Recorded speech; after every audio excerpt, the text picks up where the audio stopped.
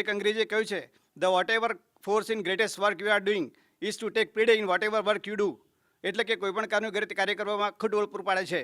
આ ગૌરવ એટલે જ અસ્મિતા. આપણે જે છીએ, આપણે છીના છીએ, આપણી પાસે જે છે તેનું ગૌરવ એટલે અસ્મિતા. આપણને કોની પ્રાપ્તિ થઈ છે, આપણે કોનું કરીએ છીએ, આપણે કોને રાજી કરવા માટે કરીએ છીએ, આવું વિમાં સમજાય તો તેમાંથી અસ્મિતા પ્રગટે. તો આવો આ વિષય પર આપણે પૂજ્ય અખંડ મુનિદર્શન સ્વામી પાસેથી વિશેષ માર્ગદર્શન મેળવીએ. તેમનો પ્રચુર વિષય છે અસ્મિતા.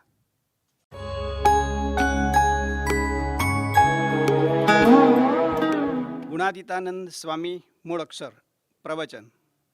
મંડપ ઉપનિષદમાં કહ્યું છે, અમૃતસ ઈ સેતુ. આ અક્ષર બ્રહ્મ એ અમૃતને પામવાનો સેતુ છે. આમાં કેવા અક્ષર બ્રહ્મની વાત કરી અને ગુણાતીતાનંદ સ્વામી એક અક્ષર બ્રહ્મ કેવી રીતે? વળી 33 ઉપનિષદમાં પણ કહ્યું છે કે બ્રહ્મવિદ નેતિ પરમ. ગીતા કહે છે કે ભૃત પ્રસન્નતા ન સોચતી ન કાંક્ષતી. બ્રહ્મરૂપ અને અક્ષરરૂપ થાય તે જ પરબ્રહ્મની ભક્તિનો અધિકારી થાય છે. ભગવાન સ્વામિનારાયણ પોતે કહે છે, અક્ષરરૂપ થઈને પુરુષોત્તમની ભક્તિ કરવી. અક્ષરધામના અધિપતિ પૂર્ણ પુરુષોત્તમ ભગવાન સ્વામિનારાયણના આદર્શ સેવક મૂળ અક્ષરમૂર્તિ ગુણાનંદ સ્વામીનો પરિચય મેળવીને તેમના જેવી આદર્શ ભક્તિ કરી ભગવાનના ધામને પમાય તે સિદ્ધાંત શ્રીજી મહારાજે આપ્યો છે. તો આવો પ્રવચન દ્વારા એ વિષયને વધુ માણીએ. ગુણાનંદ સ્વામી મૂળ અક્ષર બ્રહ્મ કેવી રીતે?